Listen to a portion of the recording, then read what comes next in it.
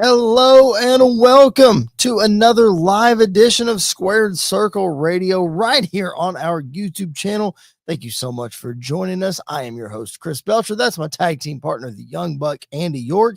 And Andy, we were saying before we started recording, it was kind of a bland episode of Raw, really kind of a throwaway.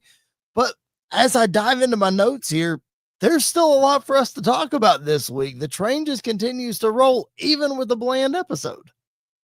Yeah, I mean, it really does. We talked about how the last couple of weeks things still feel like they're very different in WWE, and things are. It's not the same company it was in January, and that's for sure.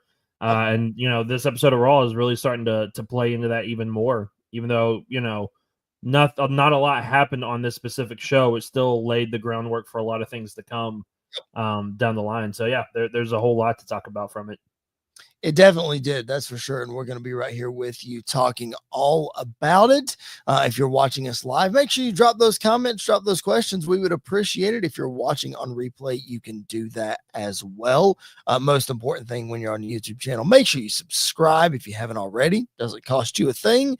And then if you're listening on podcast, follow on whatever platform that you are listening on. We would appreciate that. And a 5-star review would go a long way.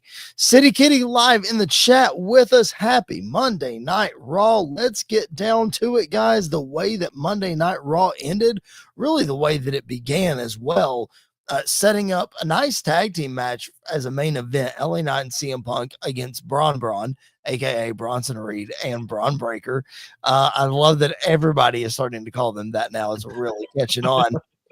But the night ended with Seth Rollins holding his championship high, even though, Andy, we found out that at Clash in Paris, Seth Rollins will be defending that championship, as you predicted last week, in a multi-man match, fatal four-way against Jey Uso, LA Knight, and CM Punk. And Andy, conspicuous by his absence, no Roman Reigns in this match. Lots of different directions to go to here. I'm just going to let you take it one way, and then we'll just dissect it and bounce all around. Yeah, I think it is very interesting that they released this week the poster for Clash, and obviously it's Roman, but then they're not going to add him just yet into this match. I think there's still a really, really good chance that he gets added in at some point, and that this becomes a fatal 5-way.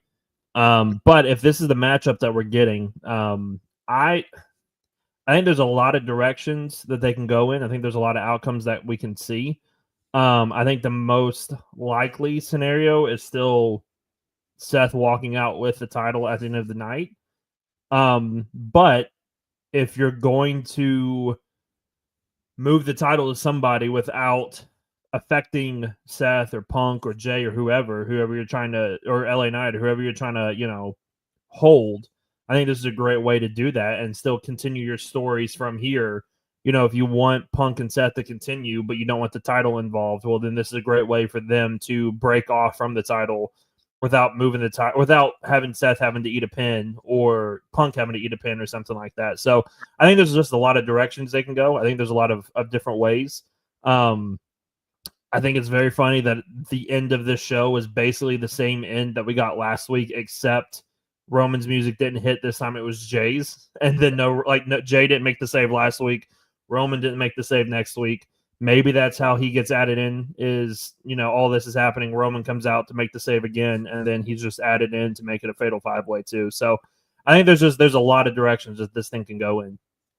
Yeah, and things to think about too as we look ahead. Obviously, Crown Jewel is getting close, and at Crown Jewel they do champion versus champion thing. So who's going to be your champion from Raw heading into that? It looks like as of now it stands it would be Cody versus Seth, which who doesn't want to run that back? You know what I mean?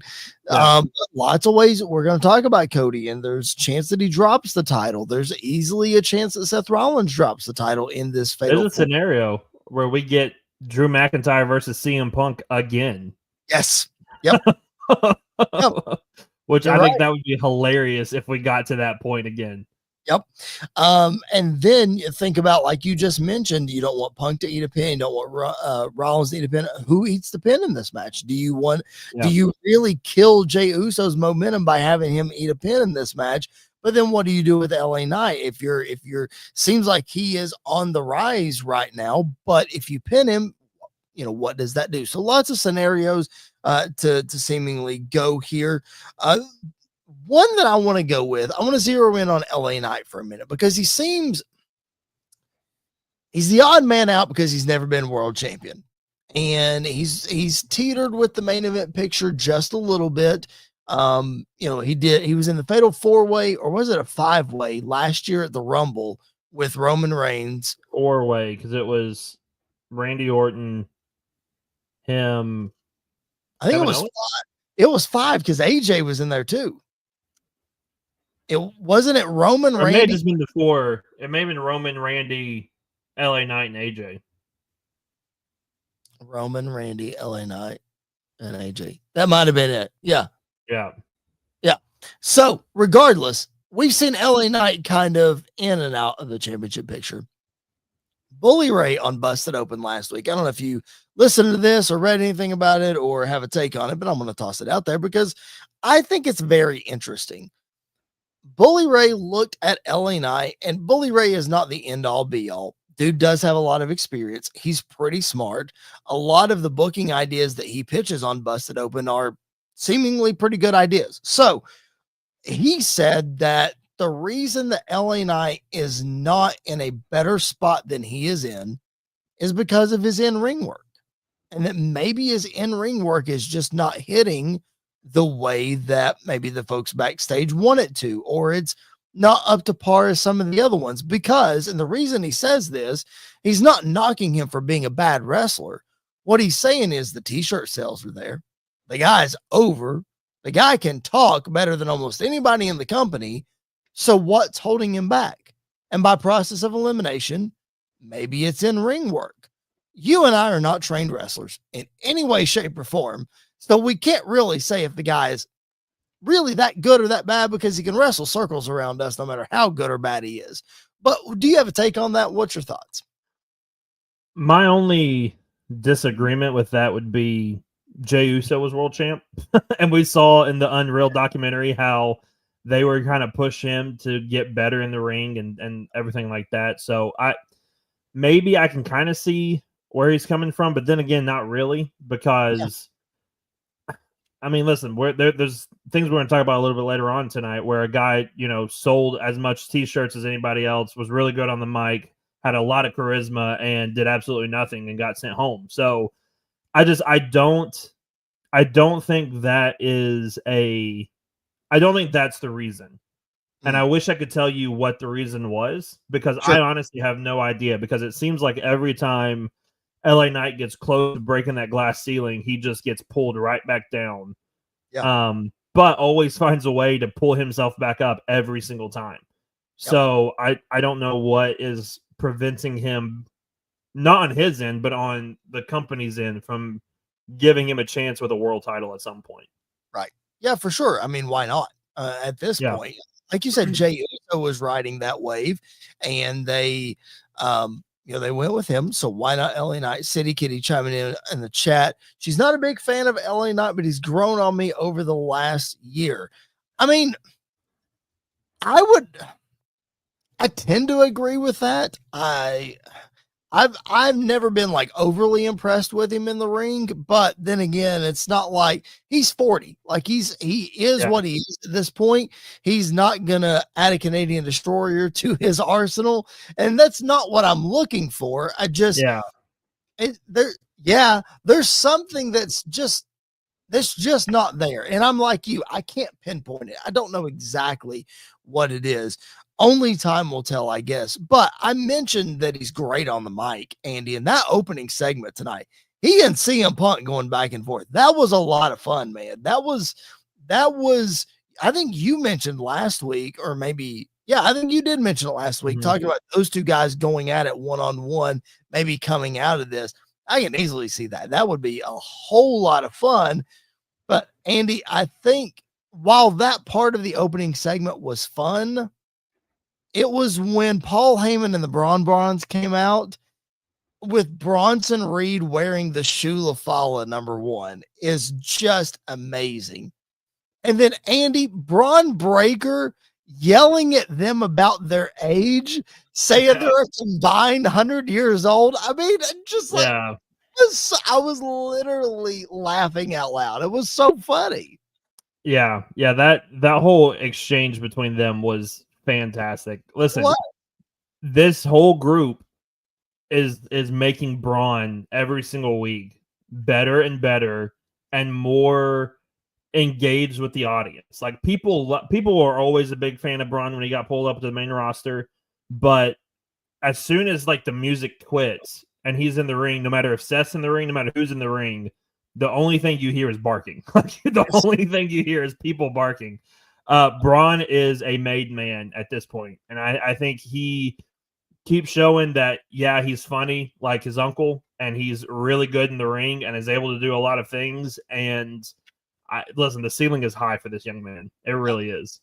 Yeah, it really is. And it's so cool that we can see Bronson and Braun's personality in this group. Like, it's not like Seth and Paul, while they have huge personalities and they're huge stars, it's not like they're totally overshadowing these guys, because you've got Breaker doing these funny things that he doesn't even mean to be funny, but they're hilarious, just like his uncle.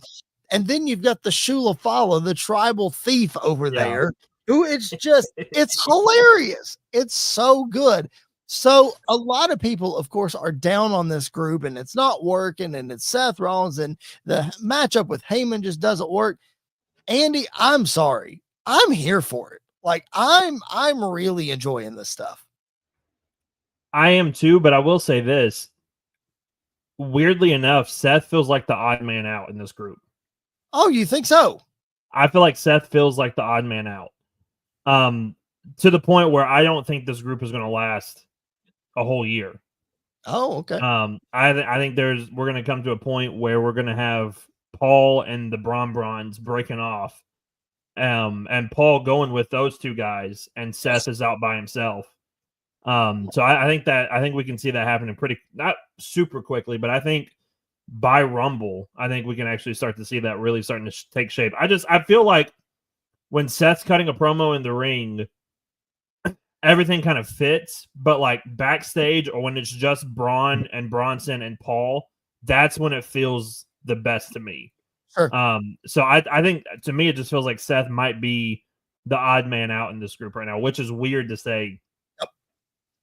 I think more and more as you're explaining that, and as I look at it through that lens, it makes me think that, because we've been talking this whole time about how this group is set up to make Braun Breaker. And Paul Heyman says it, in the future WrestleMania, Braun Breaker, like it's set up for him. And we all say he's going to be a humongous babyface in the company. But man, like, keeping him and Bronson Reed as heels with Heyman together, it seems more and more like it would work better as the weeks go on. And who knows, Andy, they may, let's use our favorite word, they might pivot early and realize that that it could go somewhere else and be better, So I think you're onto something there. One other thing that we do need to talk about from Monday Night Raw tonight. Appreciate you guys being tuned in live with us. We'll be talking, of course, a lot more about that fatal 4-way for Clash in Paris, as well as the status of what Roman Reigns is going to do. We didn't see him tonight. Probably going to see him get involved with the tribal thief, if I had to guess, but we'll find that out, I'm sure, next week. But Andy, there was an interesting vignette that aired tonight on Monday Night Raw, and it was Bayley. And Bayley is just very unsure of herself. Everything is her fault. And just lots of questions running through Bayley's mind. And then, Andy, we get this screenshot that's on our screen right now, and we hear like screeching, and it's very, I don't know, Andy. You're the movie guy. You're the comic book guy. You know this kind of stuff. What does this remind you of? I honestly don't know. Maybe they're going for like a split personality type Okay. gimmick, or just, you know, for lack of a better term, a female version of Randy Orton, just hearing voices in her head and trying to calm them down and soothe them and everything like that. I don't know what it's going to be, but after the vignette, I am all for it, whatever it's going to be, because I think this is going to be something very good for her that she can sink her teeth into. And I mean, the crowd reaction and the online reaction was not necessarily positive, but was very much like intrigued by what this is, and can't wait to see what's happening next. So maybe it's a heel turn for her at some point. Maybe it's a tweener role between the two. I don't really know. But I know I am on board for it because it looked very intriguing as to what they were doing.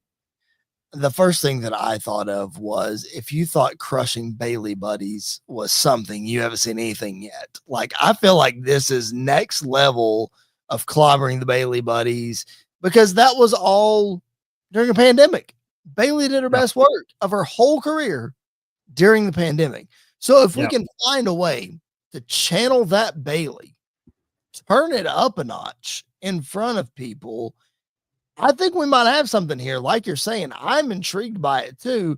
But if we can somehow channel that Bailey, maybe more vicious, maybe Randy Orton, like you said, maybe that's the comparison. Yeah. And listen, we know Bailey can get to that place. Like, we know she can get to a place where she can be vindictive and ruthless in the ring. Yep. And so I'm all for that. I think it's great to give her something new to sink her teeth into. I don't think it's going to be like a supernatural Alexa Bliss type character, right. But I do think it's going to be very much like a head basket case type character, which, again, to me, and I know I'm kind of an odd man out in this, like, those type of movies and those type of things are very interesting to me. Like, they grab my attention very well. Hard to do, and they're hard to keep my attention sometimes. But when they work, they're some of the best things in entertainment and in media. And I think that can be very true with Bailey too. Yeah, for sure. No, I'm with you. I'm looking up. Speaking of that, this is totally not wrestling related. I did not plan this at all. Have you seen the movie Trap with Josh Hartnett? Yes. Dude, is that not an insane movie? Yes, it is. Yes, it is. Oh my goodness. For those of you out there who are watching and have no idea what we're talking about movies with people that are just absolute wackos. Go watch the movie Trap. I think it's on is it on like Roku or something? Maybe. I don't remember exactly where this is totally off kilter here. HBO Max, that's where it's at. Go watch that movie. Oh my gosh. If you're a fan of those kind of movies, holy cow. Did you like that? Yeah. Did you like it? Yeah. Oh, I loved it. I loved it. I'm not going to spoil it, but it's just go watch that movie. All right, Andy, let's look at Friday Night SmackDown. Let's look at the way that sucker started and the way that ended. Montreal, Andy, was the absolute perfect place for the reintroduction of babyface version of John Cena. And I'm going to be honest with you, it's taken me a minute to readjust myself to babyface hustle, loyalty, and respect John Cena. But here we are, Andy. And one of the reasons, obviously, that it's taken me a minute to adjust is, yes, he was a babyface just over a week ago when he and Cody Rhodes went to war at SummerSlam. But now, Andy, they have formed just the wildest Avengers superhero team that we could ever assemble, I think, in WWE. I think this is bigger than, I know it was just for a SmackDown match. Maybe we get more of it, but this is like Roman Cody level right here, putting these two guys together. I thought it was really cool, and I'm glad that we got it. We're going to dissect it and dive into it a little bit, but I'm glad that we got it on SmackDown, Andy, because I think that's one of the things that we've been missing with this John Cena run is TV matches. And this, no matter how it ended, felt really important.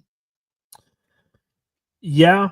I don't know how I feel about them teaming right after SummerSlam. It was weird, wasn't it? It was weird. Like this dude was a heel for 6 months, made your life horrible for 6 months, acted good for 1 week, and now you're like buddy with them. It's wrestling logic. It is what it is. I would have preferred. I think you're absolutely right. What we are missing is Cena having matches on SmackDown. I get why they're not, because the last thing you want him to do is to get hurt on a SmackDown match when he's only got a few handful of dates left. But I wish we would have gotten Cena versus Logan Paul in the main event there instead of what we're going to get at Clash. Because I just feel like there's so many other opponents that Cena could face at Clash. I mean, listen, AJ Styles was right there. Why are we not getting another Cena versus AJ Styles match, especially after he just showed what he can do at SummerSlam, put those two guys back together? We talked about how that SummerSlam match was probably Cena's best match since those string of AJ matches. Put him back in there with AJ and see what he can do. But that all being said, it was weird to see him back, but there was a shot at the very beginning when he walked out where a kid in full Cena garb was literally crying his eyes out. And I went, you know what? It makes total sense why they turned him back, and I get it. It is what it is. I wasn't a huge fan of the heel run, but it makes total sense why they brought him back as a babyface now. Yep, for sure. And you know me, though. I'm all on board with this Logan Paul stuff. Like John Cena versus Logan Paul, I've been begging for this since Cena announced his retirement tour, and we're finally going to get it. I'm opposite of you, man. I think Clash in Paris, I think it's fantastic to have these two. I think you give it a couple of weeks, and if they were to build this match properly outside of WWE, you talk about the eyeballs, especially for a midday Saturday pay-per-view. Now, granted, it's on August 31st. Correct me if I'm wrong. Isn't that the opening weekend of college football? So you might not get the casual viewers. Well, it's on Sunday. It's on Sunday, not Saturday. August 31st is on a Sunday. Okay, then the 30th is on Saturday. Then okay, I stand corrected. Then it is on the. That's probably why they did it on the 31st, is because college football was happening on the 30th. That makes sense. Okay, I stand corrected on that point. All that to say, if they built this in the national media correct, imagine the eyeballs to see John Cena versus Logan Paul, which is why I thought it would have been cool for WrestleMania, but I digress. Regardless, we get another John Cena match. I agree, obviously, about the AJ match. We still have some time to do that. We've got a couple of pay-per-views left. I don't know if Cena will be involved in War Games or not. Obviously, he's advertised for Crown Jewel, so maybe we get AJ there. I tend to think we're probably getting Drew McIntyre there based on the way that SmackDown ended and the way things are kind of shaking out. Could get Drew there. I don't know, though, man. I just thought, again, Cena's promo was great. I do agree, though, back to what you were saying, and City Kitty in the chat said it as well. Let me see if I can pull it up here real quick. Seeing these two together might have been a bit soon. Yes, I do agree with that. And maybe, Andy, maybe that's part of the reason why it felt weird that with Cena and trying to get used to it. But where we ended up is where we needed to get to. And that is Cody Rhodes versus Drew McIntyre for the WWE Championship. And Andy, I'll be honest, I alluded to it a minute ago. I know that QB1 has his championship back, but this is not the first title reign anymore. We don't have to have a lengthy reign this time around. Andy, I think there's a real good chance that Drew McIntyre beats Cody Rhodes for the championship. I think there's a chance. I'm not going to say there's a real good chance. I think if this was Drew and Cena for the title, then I would agree that this was a real good chance for that to switch. I don't see Cody having a month-long title reign, especially in this era where those month-long title reigns don't really happen. So if you're looking for the shock factor, then that would absolutely be that. But I am very excited for this. I think after what we got with Drew and Punk, I think this. Are they going to get 3 matches out of it? Maybe not. Are they going to get a full-length feud out of it? Maybe not. I would hope so, because I think these two guys together could be super fun and have a lot of crazy moments in their feud up and their build up together. So I think that would be fantastic. I think we could get 2 out of this. Maybe one at Clash and then another one. Is there another Saturday night's main event? I don't know. I'll look it up as you're talking. But I think there's whatever's between now and War Games, because obviously it won't happen at Crown Jewel. But I think it could happen twice within the next couple of months. But I do think it's a great opportunity for Drew. He's been out for a while. He's not really done a whole lot the last year, actually probably since the end of the Punk feud. So I think this is a great spot for him and a great opportunity. I think going back to what you mentioned about Cena, I think Cena, my problem with Logan Paul is I don't think there are a lot of dates left to do some of these other matches, because I agree. I think Drew is going to happen. I think Drew is more than likely Cena's last match. And I think Drew is the one. No, I think Brock's at Crown Jewel. Okay. Because I think that's in Australia. Yes. I think the Australian crowd will be a lot nicer to Brock than the WWE, than the home state crowd would be. So I think that's probably the safest option for them to do it at Crown Jewel. But I do think Drew. I think the last match is going to be Drew or Gunther. I think it's one of those two guys, and they're the ones to go out and take out Cena for his last match. But Drew winning the title would not be the worst thing in the world either. Right. Yeah, I completely agree with that. As we mentioned, the 4 guys that are in the Fatal 4-Way on the other side, and maybe Roman Reigns, all of those guys matched up against Drew McIntyre would be a lot of fun as well. Of course, them all matched up against Cody would be fantastic too. I don't see a Saturday night's main event on the schedule yet. However, word is floating around that there is another pay-per-view that has not been announced for September. That could happen. Could be Bad Blood is the word going around. That was the internet rumor today. So we shall see if that happens. So looks like Clash in Paris is on the August 31st. This pay-per-view would be September the 20th. And then Crown Jewel is not till October 11th. So we'll see. I don't know. Only time will tell. But regardless, like you said, Drew McIntyre, Cody Rhodes, maybe we get 2, maybe we get 3. We got to get something, because Cody Rhodes and Drew McIntyre paved the way for independent wrestlers to make a name for themselves and to get back to the WWE and be way better than when they left. So it's only natural to see these guys go at it in a WWE ring. Speaking of independent wrestlers, Andy, it seems as though this past week that the contracts of Karrion Kross and Scarlett have expired. Now, I said contracts have expired. Their current deal has expired. Both of them have posted that they are taking independent bookings as of now. We know Karrion Kross released his book. He is on his book tour, and WWE.com has moved them to the alumni section off the active roster.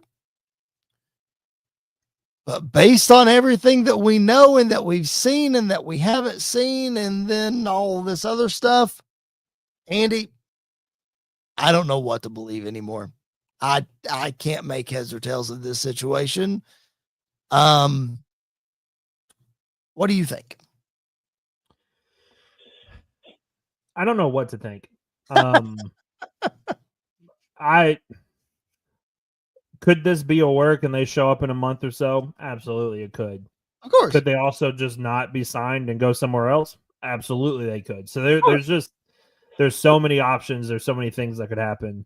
I will say if they are legitimately not re-signing, if WWE is not offering them a contract, if they're letting them go, whatever, I don't get why now when he literally is the hottest he's ever been, and that includes in NXT. Like, this is the hottest this dude has ever been. Yep. And not just like a small section of the wrestling internet community, but like if you look at like the top t-shirt sellers over the last couple of months, he's in the top 5 of that. Like he sells a lot of t-shirts. Yep. Anytime he would show up on screen, the place would get loud. They would cheer for him. Mm-hmm. They obviously, the "We Want Kross" chants have been going like crazy, so much so that Triple H thought it was "We Want Brock," which whatever. So I don't know. Like, I think it's a massive missed opportunity. I think there was so much on the table for Kross and for Scarlett.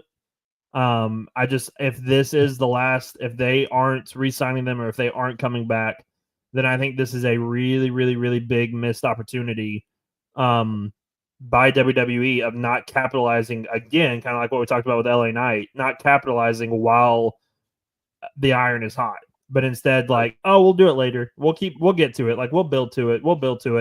I feel like that was Kross's career in WWE. I feel like that's Shad Gable's career in WWE. I feel like that's LA Knight's career in WWE. There's a lot of people that like they strike, the iron gets real hot, WWE teases it, and then they're like, oh, we're just going to, we're going to back off a little bit and move on to something else. So it's just incredibly frustrating if this is the end for them right now. Yeah. I just look back over the last month or so of their deals, and he had this 3-match series with Sami Zayn, 2 of them on pay-per-view or on PLE rather. And that SummerSlam match could have easily been on Monday Night Raw, and it was on SummerSlam. They seemingly, if you play your cards this way, chose that match over Damian Priest versus Aleister Black for SummerSlam. Seemingly those 2 matches. So you could have easily, if you knew that this guy's contract was ending and you weren't going to re-sign him, not put him on the pay-per-view and just had him on Raw. But at a stipulation. Or at a stipulation. Like lose or leave towns or whatever. Sure. Yeah. Yeah. You could do that. But they also heavily promoted his book on the pre-show of SummerSlam.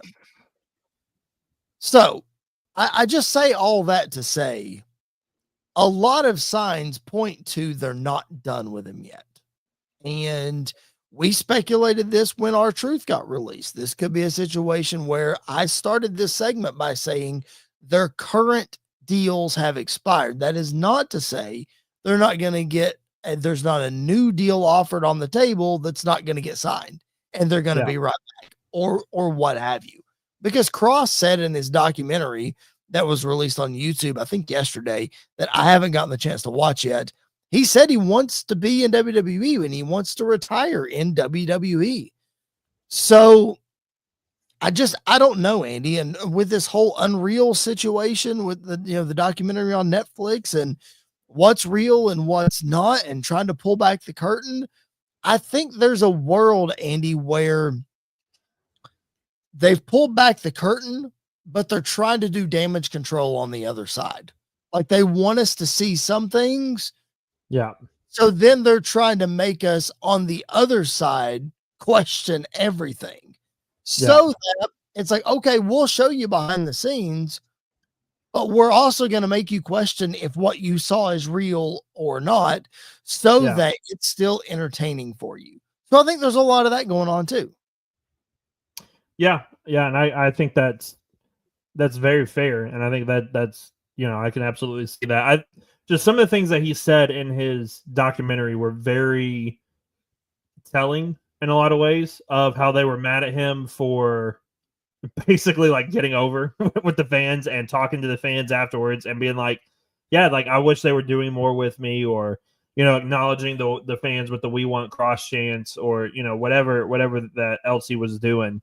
So I don't know. It's just, it feels like a very weird situation because Kross seems like the typical Triple H guy.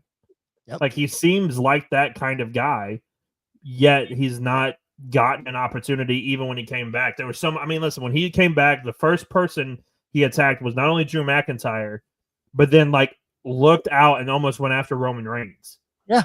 And then they did absolutely nothing with him from that point on. They tried to do something with the Final Testament, and that never really got off the ground. He had a feud with Drew right off the rip, and it didn't hit for whatever reason. Yeah. So just it never really got off the ground, which is really shocking to me. Yep. City Kitty in the chat. Will we get another Ron Killings situation? I have to think we will in some way, shape, or form. Yeah. I don't think it'll be exactly like Ron Killings where he jumps in the ring and attacks somebody that he was feuding. Like, I don't think he's going to attack Sami Zayn. Like, that's not. I just don't think that's going to work. What I would do is I would shave his head again, and I would make him bald and make him look more menacing, more like, I don't know, Andy, Killer Kross. Yeah. And just, I don't know, this character of trying to turn people and manipulate people, turn it up a notch. Like, okay, if I can't manipulate you, I'm just going to hurt you kind of thing. Just make him as dangerous as he was in NXT. I think that might be something that's missing from Kross, is he was so dangerous and violent in NXT that we were legit scared of him. Oh, and by the way, Andy, he was the champion. Oh, it's like you were scared of the champion. Nobody could take the title from him. Now we get like the manipulative side, which I think is fantastic. And the way that he was like doing his hair to match whoever he was with, or, whatever.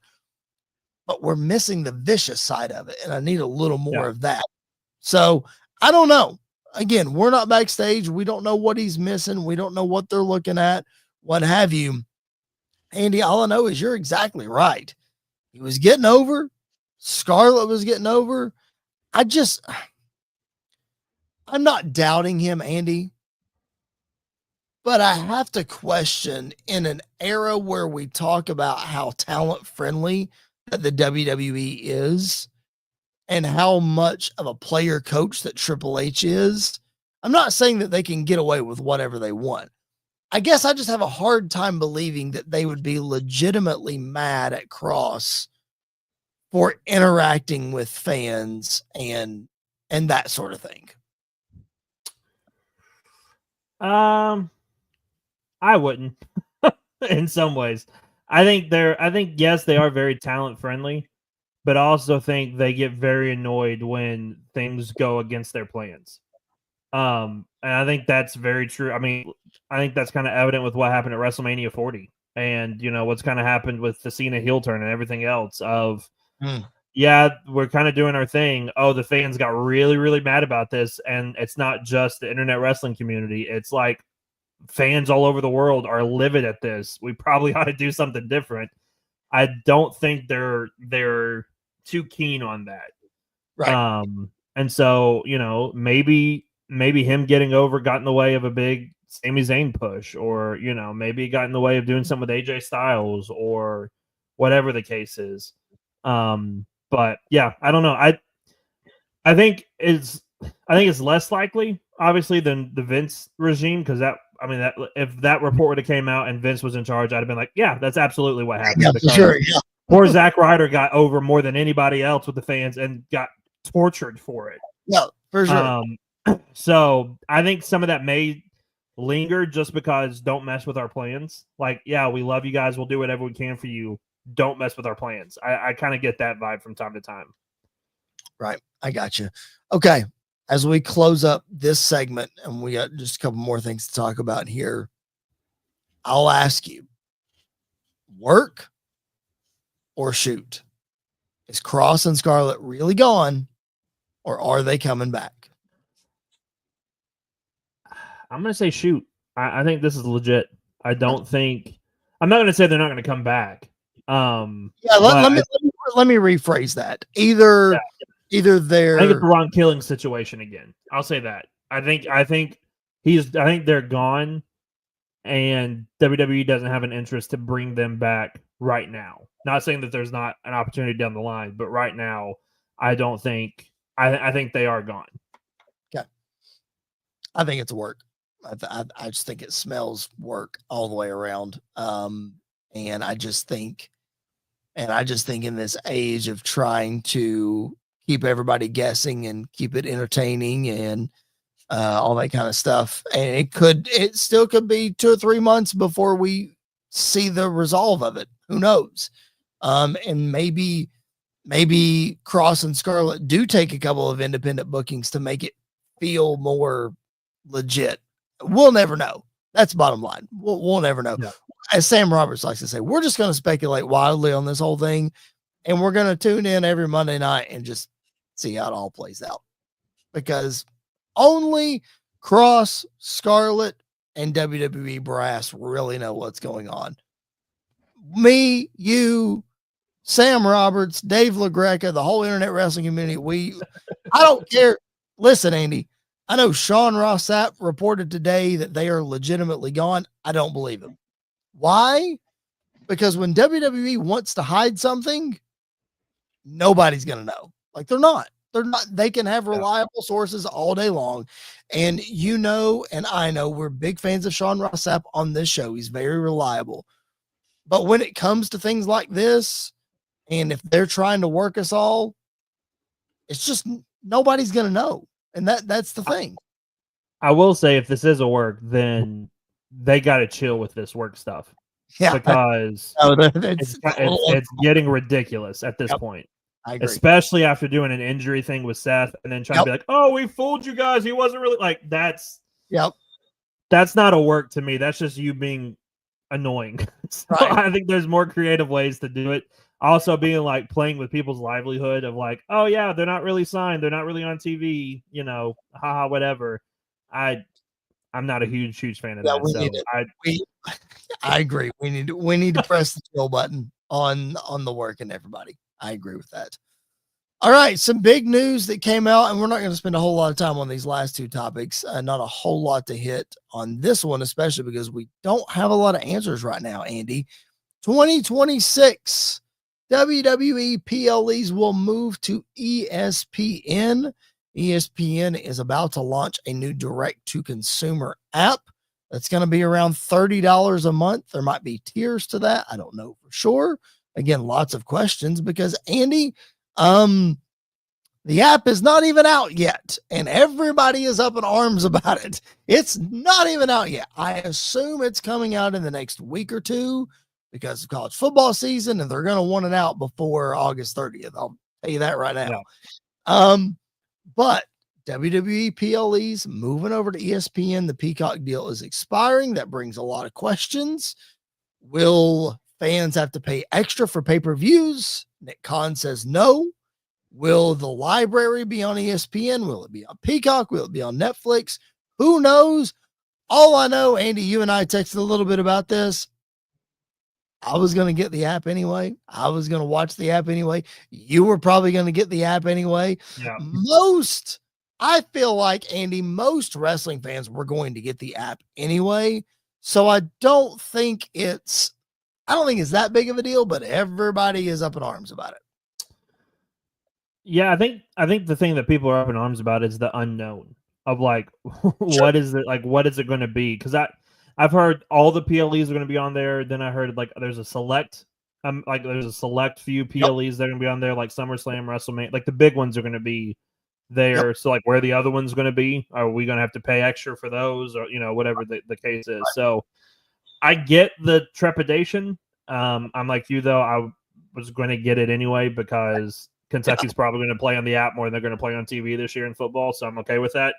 Right. So I it is what it is. I will say, if you're just getting it for wrestling and you just had Peacock for wrestling, yeah, that's a really big jump to go from, what was it, $5 a month to $30 a month. Like that's a pretty big hike. It's big. Yep. That certainly the PLEs need to be good. We don't need any subpar or bad PLEs, because then you're taking people's money. Well, I think that goes back to exactly what you were saying. Let's get City Kitty in the chat here real quick. Love Peacock, not a fan of ESPN. They better have some combo deals to make it worth it. Well, I think to your point, Andy, maybe if they're all not on ESPN, and maybe if it's just like the big five and the rest of them are on Netflix, because the Peacock deal is expiring. It looks like they're not going to renew it if they're already announcing they're going to move. So, because they just signed this huge 10-year deal with Netflix, I would assume the library is going to Netflix. And I would assume if the additional PLEs, they're not all on ESPN, they would be on Netflix. That would be my guess. Yeah. I don't know. I don't think it would be an additional cost. Here's another caveat that I heard today that could be helpful for some fans. A lot of people complaining about, well, I got to pay for cable to watch SmackDown and Netflix to watch Raw, and now this and the other. If you have a cable subscription already, apparently there will be a spot on the ESPN app where you can log in with your credentials, and it automatically gives you access to this app because you have a cable subscription. So I don't think it'll be any extra for that. The one that I heard that is the caveat potentially is YouTube TV. That's stupid. Which is what everybody has. That's the one people use. I know. Who pays for DirecTV subscription? Nobody does. What are we doing? I know. I'm mad now. I'm you know what? I'm on the internet wrestling community side with this one. This is dumb. Why are we not putting YouTube TV on that list? The reason that YouTube TV is because it's a direct competitor with Hulu Live TV, which is owned by Disney. But they're getting rid of the Hulu app. The Hulu app is getting dismantled and going on to Disney Plus. So what? There is no competition there anymore. I'm just telling you. That made me mad. You made me mad by telling me that. Listen. TKO, that's strike 3. You're out. This is bad. Come on, what are we doing? All that to say, there are so many questions that still need to be answered. And it might not even be answered by January of 26. This might go on to WrestleMania. Like the deal, I don't know when the Peacock deal ends. I'm not 100% sure. So we may still have up until WrestleMania before we get to ESPN. Who knows? But again, ESPN app will launch sometime in the next couple of weeks. We'll start ironing out some bugs and figuring all that out very, very soon, I'm sure. So, wrestling fans, just pump the brakes, figure it out. Yes, there are a lot of questions. There are a lot of questions. Just figure it out. It's okay. One more thing to hit, and I did not tell Andy that we were hitting this, but it's fine. Today would have been the 72nd birthday of the late, great, recently passed, immortal Hulk Hogan. Today would have been his birthday. So I know that we did some incredible tribute shows with our buddy Tyler Peters. And of course, Andy and I talked about Hogan as well. We said so much on those tribute shows. So go back and check those out in the archives. We would appreciate that so much. But Andy, again, I just wanted to throw this up here because it would have been Hogan's birthday. He was 2 weeks shy of being 72. But wanted to make sure that we, again, pay respects, bring that up. Hulk Hogan, one of the greatest of all time, belongs on Mount Rushmore, probably the most influential figure in all of professional wrestling today, would have been his 72nd birthday. Yeah, it's crazy how life works and how those things kind of play out. I think WWE did a great job of paying tribute. I even know AEW did a great job of paying tribute to him as well. So just, yes, there are problems. Yes, everybody knows that. But like you mentioned, when it comes to the wrestling business, Hulk Hogan paved the way for everything that we've gotten for this ESPN deal that's now being signed and Netflix and all of that other stuff. So, it's hard not to talk about wrestling history, and the first person that's normally brought up is Hulk Hogan for every reason. So yeah, it's a shame that he's not here to celebrate his birthday. But it's a tough one, and it's one that's going to affect the wrestling community for a really, really long time. Yeah, it definitely is. That's for sure. It's like a piece of some of our childhood is gone, and it's very sad.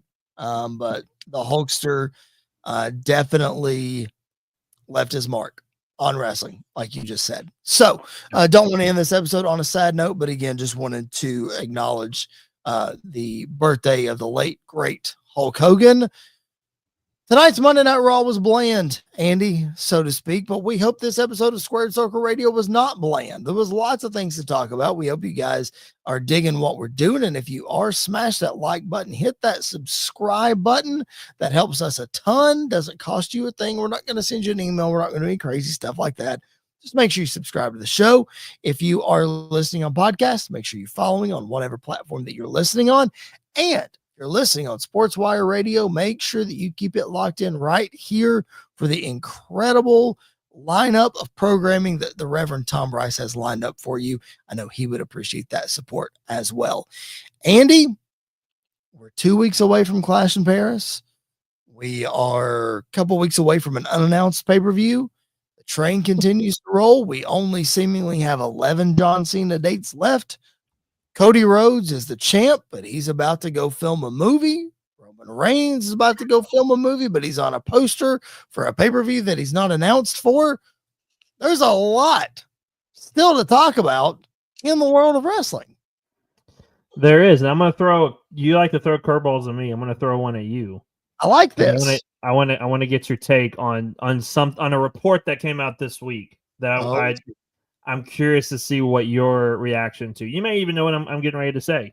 I don't. I'm not sure what you're going to say. But there is a report that has gone around this week that they're talking about having 2 WrestleManias in 1 year. I did see this. I did see and that. One being in Saudi Arabia. What are your thoughts on that? As long as they call it the greatest WrestleMania like they did the greatest Royal Rumble, I don't have a problem with it because it's a glorified Saudi show. And it doesn't, until they prove to me that they can make it feel as important as actual WrestleMania, it's another Saudi show. It is what it is. Do I like the fact that the WWE is going to have 2 Super Bowls? Does the NFL have 2 Super Bowls? No. So do I think they should water down WrestleMania? No, I don't. But I also understand that Saudi is apparently paying some huge money for something like this. I understand it to the point of they want the American fans to be able to go to WrestleMania still. They realize the importance of WrestleMania and not wanting to deprive the American fans of being able to go. So from that, international fans, like worldwide fans. Yeah. So I understand not wanting to take that away. So having 2 might solve the problem. So I'm glad they at least recognize that, because that would have to be the reason that they would do 2. I don't know, Andy. I don't know. Money talks. Is nothing sacred anymore in wrestling. No. Is nothing sacred anymore. No. We're putting logos on everything. We're putting ads on everything. We already did 2 Royal Rumbles in 1 year. Now we're going to have 2 WrestleManias potentially. If you want to do a WrestleMania type show, do it. Just don't have WrestleMania in the title. Agree. Call it. Listen, I look at it as WrestleMania is WWE Super Bowl, and this could be the Pro Bowl, where you just have people out there. I love it. And you know what? It's a game that nobody cares about. The All-Star game. But you're getting paid for it. It's the All-Star game. Do that. But do not call it WrestleMania. You can put Mania in the title. You can put Wrestle in the title. But WrestleMania does not need to be the name of the show at all. Listen, they just call it what they were originally going to call WrestleMania. Call it the Colossal Tussle. It'll be great. Yes. Yeah. Why not? Yeah. Why not? I'm not too sure Saudi Arabia would like the Roman reference, but, we'll see. It is what it is. On that note, let's get out of here before we get in trouble. No, we're not going to get ourselves in trouble. Are you kidding me? We're not going to do that. But we are going to sign off here. We appreciate you guys being with us. Again, whether you tuned in live or watching the replay, drop those comments, drop those questions. We will get to each and every one of those. For Mr. Andy York, my name is Chris Belcher. This has been another edition of Squared Circle Radio. We will catch you guys down the road.